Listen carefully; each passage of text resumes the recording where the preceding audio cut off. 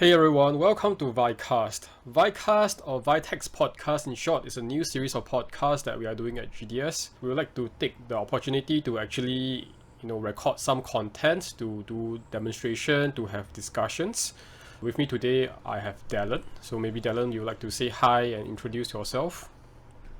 Hi everyone, I'm Dallon, an IT trainer at Guide Dogs, and in this podcast I'll be here to also share more knowledge with you guys, and yeah, this is going to be a fun experience that all of us will have. Right, that's for sure. So for our first episode, we would like to start things simple. We will have some just simple discussions, and we like to share a brief idea of what VICast is going to be like, what will future episodes be like, and also if let's say you guys have any suggestions, do reach out to us as well. So Dallon, do you want to kind of introduce the topic of the day? Okay, today it is rather an interesting topic. We will be talking about mobile accessories. So first we will talk a little bit about, the phones. Then after that we will talk a bit about what are some of the things we will need to kind of have together with our phone to make it a better experience. We can start off with the different categories of phone first. For example, an iOS, iPhone kind of phone versus an Android kind of phone. Yeah, for sure. I mean, in today's day and age, the number of devices or the choices that we have is really quite amazing, quite astonishing, really. If you compare to, say, how it was like maybe even 5 years ago, 10 years ago, the landscape has really come so far, and it's something really that, sometimes we forget to recognize what it is, but it's just so awesome. So definitely we'll talk about, I guess, our own experiences as well. What sort of phones do we use? Then we'll go on to talk about the type of accessories that we use in our daily lives. Share our experiences, and also, I guess just maybe give some suggestions, what you could possibly get for yourselves, maybe something to consider.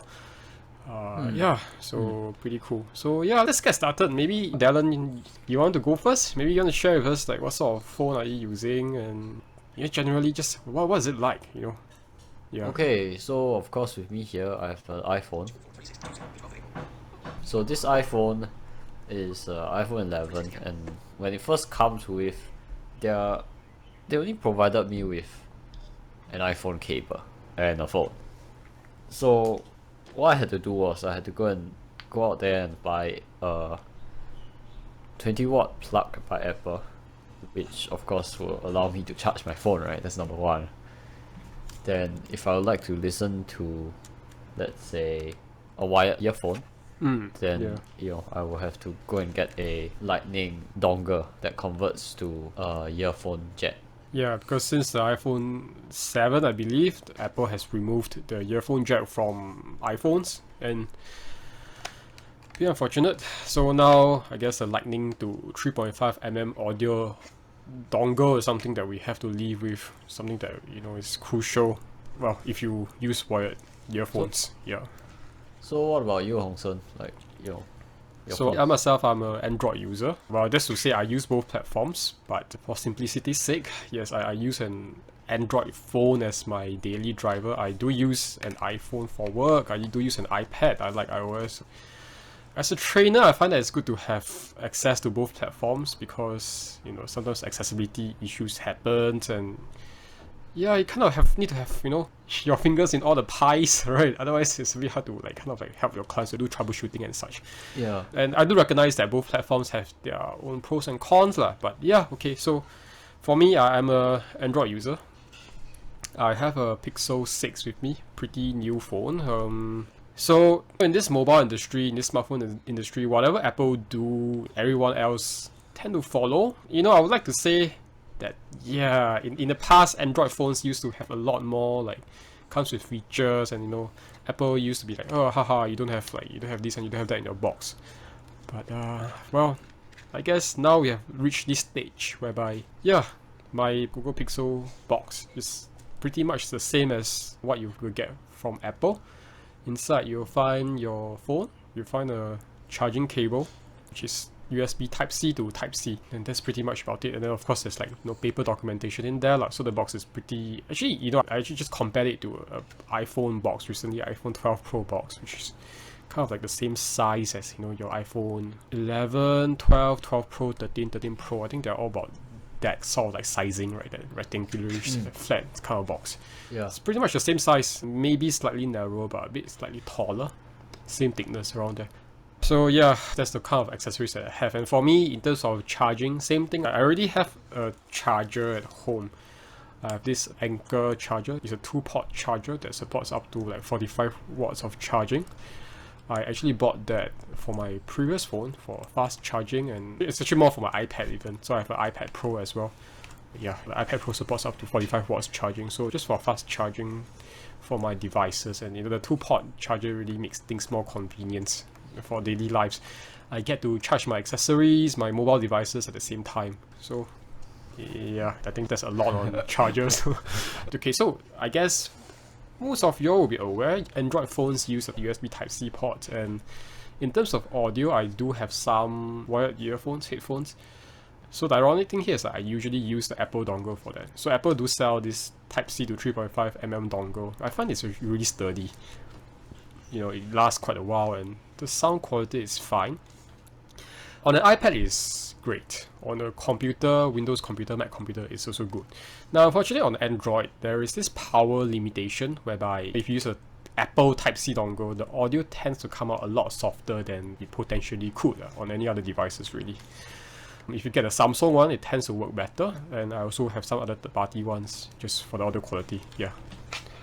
So there's audio and charging. I guess that's a quite important things that we really need to look out for. Yeah, especially for us, right? Voiceover users, we don't want to disturb the general public sometimes, so we tend to really have to use a earphone more often than we really want.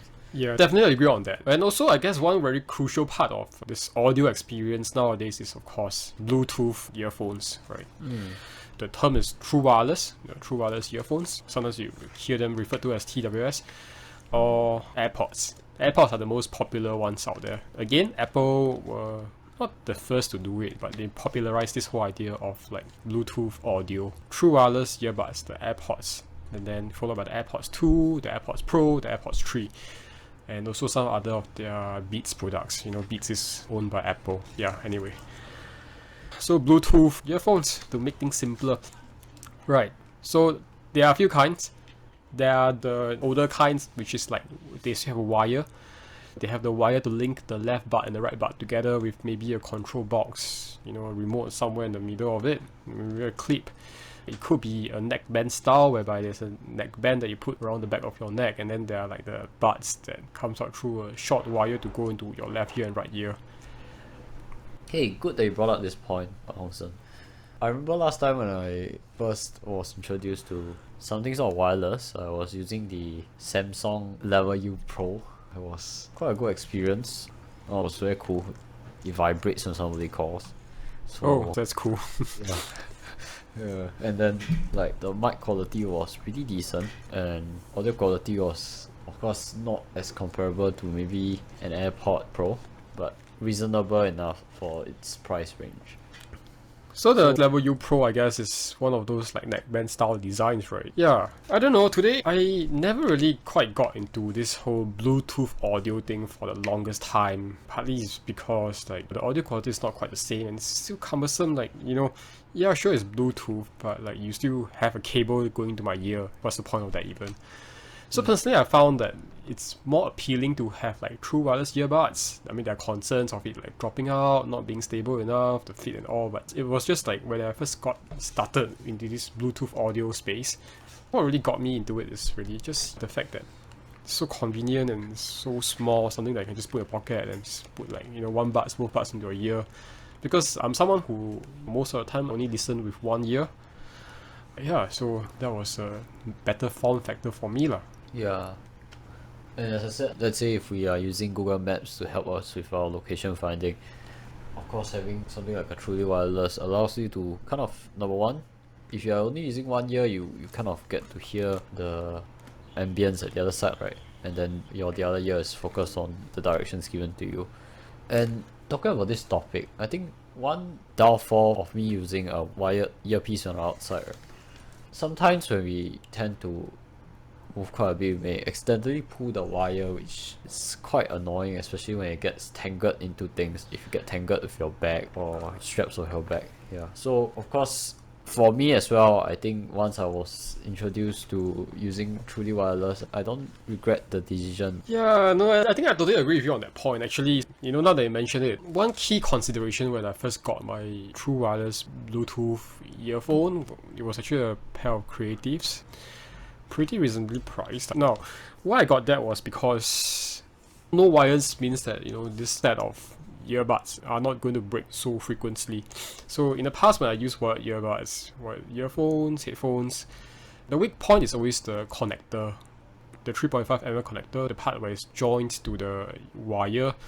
The string release, sometimes they are great, sometimes they are not so great, and oftentimes I need to bring it back for warranty exchange because after using it for a while, they tend to break or stop working or something like that. So the great thing about true wireless is that there's no wires to break. Yeah, if it breaks, it breaks. Yeah. For wired earphones, if it breaks, you can have one side still working perfectly fine, Yeah. and the other side just totally no sound. Yeah. So I guess it's a pros and cons sort of things, So what kind of Bluetooth earphones do you currently own right now? Right now, I'm currently using the Sony earbuds. It's a XM3, I believe. I think you're referring to the WF-1000 XM3. Yeah, I guess I don't remember the long name of this sort of things. Just use it and then you tend to forget about the product's name. Right, yeah. And yeah, on this topic, its mic quality is pretty horrible on the aspect. So I don't think I'll go too much into the detail. But one thing about truly wireless that I think is most important to me is the latency that it causes. So like when you swipe your phone, how long does it take for you to hear that swipe? Yeah, definitely something to consider. And for some earbuds, they may be priced relatively lower, but they have this latency issue, just like my Samsung Level U Pro that I previously had. It will just go silent when there's totally no sound, but when you're using voiceover, sometimes when you're typing, there's no sound, so it just goes silent. And then when you tap the screen again, some sound does not come back up. So that's one right, point. Right. Yeah, latency is definitely something that's important. Honestly, I think we can really do like a whole podcast on truly wireless earbuds and audio stuff, maybe even more than one session. So I don't want to risk hijacking my own topic. But I'd like to just say that I have the WF-1000XM4, which is also by Sony. It's kind of like the predecessor to the WF-1000XM3 that Dallon has. In summary, the mic quality is better. Sound quality is subjective, I guess. I won't say that it's really better, but it's just, in some sense, it's more comfortable. It's a nicer build, Smaller, in fact. It's smaller and lighter. I have the case in my hand now. It's reliable. The latency on this thing is pretty good. Yeah, so those are earbuds. And I need to say that this Sony earbuds things, they are quite costly, generally speaking. There are cheaper options, of course. They range anywhere from, say, $50 to $500. Yeah. I guess we could have a future episode to talk a bit more about this wireless kind of technology, and that's where you will see us dive a little bit deeper into how this technology works and what are some of our preference and what are some of the things we look out for when we get this type of products. Yep, definitely. So I would like to take this time to move on a little bit about something else. We have been talking about wireless earphones, wired earphones. What about the other accessories that we may or may not have to use? So it could be something that helps us with typing, emails. You will need things like, let's say, a Bluetooth keyboard. Yeah, so sometimes for ease of typing, we have a Bluetooth keyboard that we pair to our mobile devices. That's to say that you can get a Bluetooth keyboard to pair to your mobile devices for ease of typing. So this is just a pretty normal sized keyboard. This is a keyboard made by, I believe the brand is Targus. Don't remember the exact model, but I got it from Challenger. You just pop by Challenger to pick one of these up. It costed me like $50. Got it a couple of months ago. It's a pretty solid keyboard. Uses AAA batteries. Okay, so same thing applies. You can get a keyboard for cheaper, or you can pay more for a keyboard depending on what you are looking for in a keyboard. Keyboard is also another one of those topics that are like really lengthy. You can do like a really deep dive into like the different types of keyboards and such. Suffice to say, I bought this keyboard because firstly of its size, secondly because, well, you know, it's Bluetooth, and because I have shared earlier that I actually use quite a number of devices. So I want a keyboard that I can use with multiple devices. So this Bluetooth keyboard has multi-channel support. It supports connection up to 3 devices. So I can type on my iPad, I can type on my Android, my Pixel, and I can type on my iPhone or Windows computer as well. There's always this question, why do I need a keyboard? Well, the answer is no, you don't need a keyboard. You don't really need a Bluetooth keyboard, but it's a nice to have rather than a necessity. What happens here is that when you use your keyboard, be it Bluetooth or otherwise with your mobile devices, be it iOS or Android, you actually have a set of keyboard commands like what you might be familiar with on a Mac computer or Windows. Yeah. So in terms of navigation, that's something to also consider as well. You can use it hands-free. And primarily, I only started using Bluetooth keyboards because of school. What I used to do is I used to have my iPad connected the Bluetooth keyboard to take notes, and I also connect a braille display to my iPad as well, so I can read my notes without it being too disruptive. Yeah, that's my experiences. How about Dallon? What do you use your Bluetooth keyboard for? How do you find it to help you? Yeah. Okay, so initially when I first got a Bluetooth keyboard, I think that was my first ever Bluetooth keyboard was in 2014. That's a very long time when I first that's got my way iPad. before me actually. Yeah. Yeah, so when I first got an iPad, we bought this Apple keyboard. What do you call Wow, this? A Apple magic keyboard. Yeah. So that was my first ever experience with a keyboard. Cause number one, typing using the touchscreen keyboard on the iPad with just my sight in the past, I don't use voiceover, was a lot of a challenge, and I was super annoyed. Can you imagine you have to type like an essay with it? Yeah, it's so the issue is when I got the keyboard, I got a cover of a keyboard, everything goes by muscle memory. When it finally broke, then that's where I had to find other alternatives because I was too used to use a keyboard already. So let's jump all the way to today where I have this weird small keyboard. There's no brand to it. I just went online and I went to search for a keyboard case with the keyboard that can be tied to my iPhone. So then it came to this very small keyboard thing, and this thing only cost me like $10. I do not really like how it feels. It feels very cheap. It's small sized, so that means it needs a while to get used to it. I'm happy with it because it's portable. I'm able to bring it around, it's light. But I'm not very happy with it because it's small. When it's small size, you tend to type the wrong key sometimes, especially when you're typing fast and long sentences. Yeah, cool. I mean, honestly, for myself personally, I don't use the keyboard so much anymore. There are other input methods on mobile devices nowadays, so like I still use it from time to time, but honestly it's more for like demonstration, and just sometimes I want to use it, I just use it, but most of the time it doesn't really travel out with me much nowadays. Nowadays we have our computer, right? Yeah. So I do bring my keyboard around when I need to reply email using my iPad, but of course if I have my computer, if I have my laptop, then that's where I'll just use my laptop to do it lah. So yeah, I agree, it's not really a must to have since we already have our computer. Yeah, but I mean, it doesn't really cost that much. You can get one for pretty cheap, and you know, it's just a nice thing to keep around. Sometimes you want to use it, sometimes you don't, it's fine, whatever. I guess if you have an old iPad at home, if you want to pair with a keyboard, it does help you to kind of pick up a bit of your typing skills. But when you want to learn typing skills, you should always try to get like a full-size keyboard. Sort of full-size, yeah. Yeah, so that is keyboard. That is like a matter of input kind of thing. Nice to have. Bluetooth keyboards again. So if you guys want to have it, go down to one of those electronic store, Challenger, something like that. Pretty easy to just pick one up. And of course, one of the vital accessory that we have is a power bank. You need power to power your phone, and a power bank is just a convenient way for you to ensure that you will always have access to power in case the battery runs flat when you're out. So power bank is always something that is a little bit tricky, because how accessible is a power bank really, Dallon? You want to yeah, so that's a bit of an issue. I do have like power banks out here that my parents helped me to buy from online, and the bars are pretty small. Even for a low vision user myself, it's a bit hard to see sometimes. I recently bought one with a display, but at times I can see, at times I can't.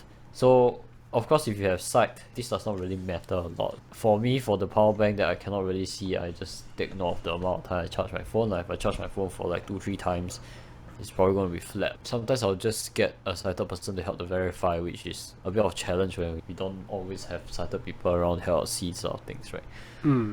So at least my experience with power bank are like this. Yeah, so I definitely agree with you. Some of the coping mechanisms to, using a power bank is sometimes we need to kind of like base it off the number of times, number of charges that we could charge our phone with. It requires a bit of like trial and error sometimes. My vision is really not good enough to see how many bars are left. Most power banks use this 4 bars method. Like there are just 4 LEDs that lit up, means that it's full, and 3 means it's 3/4, and 2 means it's half, and 1 means it's 25% battery or something like that. So usually what I try, I can sort of like see whether there's a light or not. I have tried also using the Sing AI app, the light detection function, to actually kind of like detect whether there's a light or not. And that's certainly one way to figure out whether your power bank there's power in it or not. But generally, the power bank, if you get a 10,000 milliamps power bank, that's how power banks capacity are measured in terms of milliamps. If it's a 10,000, I suppose you can charge your iPhone something like 2.5 times. They claim more than that, but I would say 2.5 times is a good, safe average to base off. And then you can just base off that. If it's a 20,000 milliamps power bank, it could be more. Yeah, so I don't really get power banks with displays or whatnot. I just get a normal power bank and just kind of make do with it.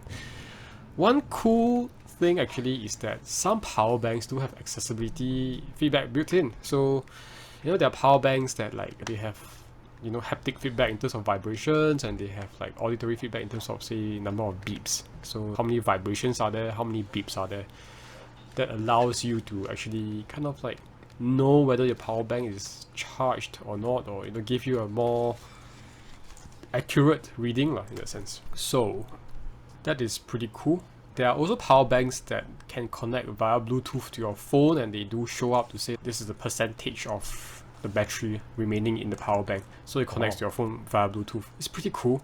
I have not seen that before. Yeah, it's quite interesting. But then unfortunately, they cost quite a bit more. There's a premium for this sort of features. So I honestly haven't really go and get one of those. Maybe I would one of these days to just try out. Maybe do some demonstrations. I don't know. Something that I can consider, I guess. Okay, we are almost about there to wrap up this session. Yeah, right. Yeah. I think we did quite a good coverage of like the commonly used mobile accessories lah. So, oh yeah, one more thing to consider is also, well, for those who uses some iPads and Android phones, it's a USB Type-C USB hub. So you can connect more accessories to it, such as your SD cards, your thumb drives, your hard drives, even if you want to connect to wired internet through a cable. Some of them have these ports that you can use. So that's pretty cool. And there could be like display. You want to display your display screen onto a bigger monitor? Yeah, for low vision users, let's say you want to use your phone or iPad, you can connect it by Type-C to HDMI adapter. Yeah, so these are some of the... Yeah, I don't think there is anything like that, but Lightning there is actually. There is? I think there is. Oh, right, yeah, there is, yes. So, yeah, you can get a Lightning to HDMI, but it's relatively expensive if you buy it directly from Apple. Yeah, because it's Lightning. So these are some of the accessories that you can sort of make use of, and some of the things that you may have to get does not come with the phones. But I don't think the list will stop here. Definitely there not. could be many things that we will even be missing out because of things that we don't really use. So the list of accessories that you need to get really does not come with the phone. You just have to go and figure out what you really need it for and buy an adapter for it. Now, before we wrap up today's session, I did promise at the start of the session to provide a sort of a roadmap as to what to expect for future sessions. Unfortunately, we can't really give an exact date or plan as to like what kind of topics you can expect to see on which day and which month. But generally, maybe let's just have like a really quick discussion as to what sort of topics we do wish to cover. No guarantees. We can make it happen, we'll make it happen. But it's just kind of the things that we find that are cool, that people usually find that are cool, and we kind of want to talk about it. So Dallon, do you want to kind of like share some of the topics that we have in the pipeline, maybe? Okay, so leading up to this, today we talk about mobile accessory. I think what could be good to carry on is how we can actually better set up our phones And then we can go into deeper in terms of installation of some apps and just do a bit like a guided process. Yeah, we can definitely explore some of the cooler apps out there. We can have more of these discussions as well. Actually, I have feedback that a lot of clients find this discussion topics to be pretty interesting because these are things that usually in the mainstream we don't really discuss. Like everybody else uses power bank and Bluetooth earphones and keyboards, but then I guess the user experience for someone with visual impairment is a little bit different, and so yeah, this is the whole idea of VICast and VITEX sessions in general that we run on a monthly or even semi-monthly basis, because we try to run them like every couple of weeks or so. Every month you would have about 1 or 2 of VITEX sessions that are like over Zoom, or it might be physical, that clients come together and we kind of have like discussions, do demonstrations, and so on and so forth. So do join us for one of these sessions. But the whole idea is that we want to bring these experiences, these issues that we face, what is good, what is not so good, to the forefront so that everybody is aware. So that as a community, I guess we can kind of like share information and get to hear from each other. We might even have interviews with others who are more experienced in some of these more specialized spaces. So that would be cool, I think. Yeah, so that is pretty much about it. Yes. Any last words, Dallon? Not so much, but I think as a whole, I would like to just thank everybody for their kind intention to tune into this. I really hope that this podcast will be able to generate more interest for you to find out a bit more into the technological world and open more discussions in this area. Alright, once again, I'd like to thank everyone for tuning in and for your time to listen to this very first episode of VICast. And we hope to see you again, or we hope you will tune in again next time when the next episode is released. Yeah, thank you and see you around.